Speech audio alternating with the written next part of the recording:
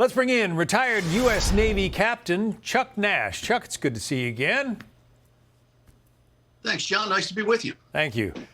So listen, the Navy, U.S. Navy, recently retired its fleet of minesweepers. Is that unfortunate timing, or is new technology doing a better job of the old work?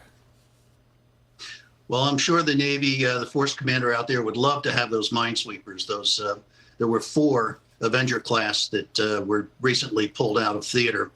But as you point out, it has been replaced with technology that can be used remotely to detect the mines and also to destroy mines. So the old way of doing it frequently required divers to actually get in the water and place charges on these mines to destroy them.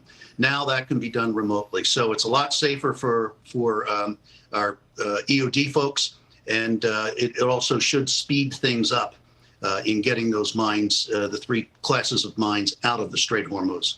Brent Sadler is a retired Navy captain, such as yourself.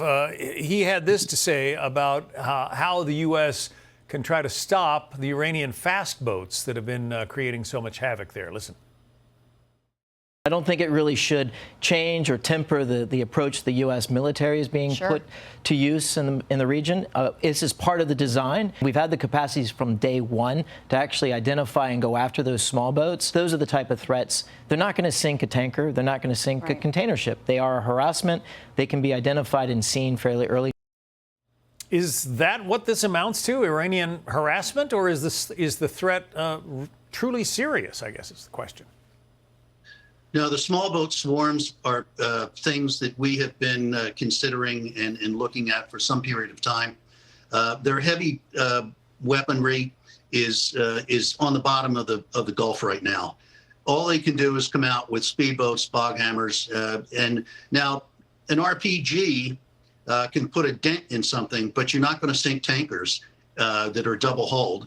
And you can cause the insurance companies to maybe stay up a little bit late at night, but you're not going to shut the strait down. The United States now controls the Strait of Hormuz, not the Iranians.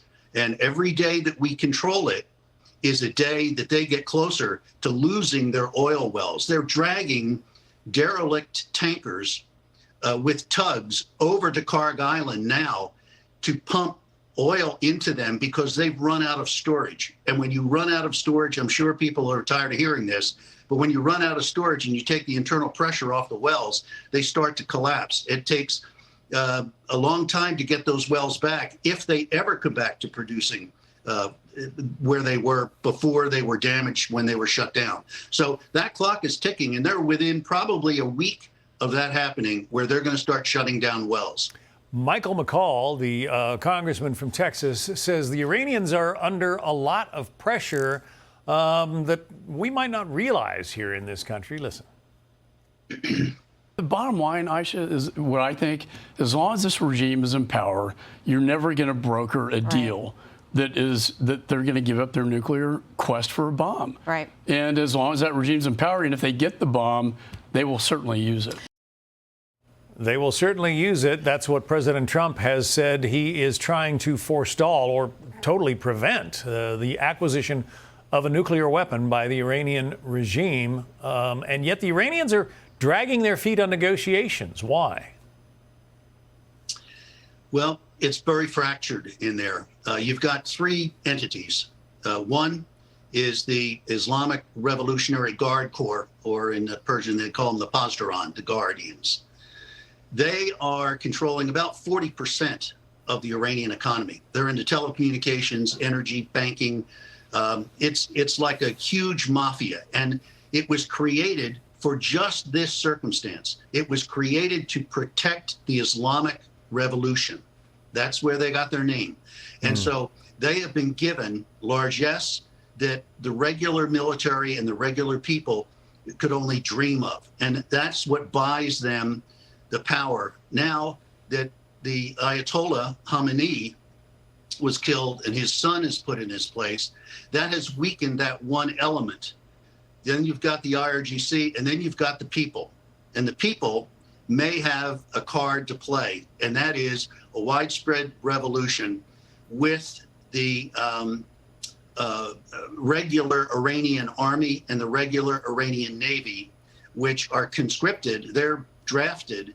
So if those elements were to turn against the IRGC, then you would have a civil war backed by a popular uprising.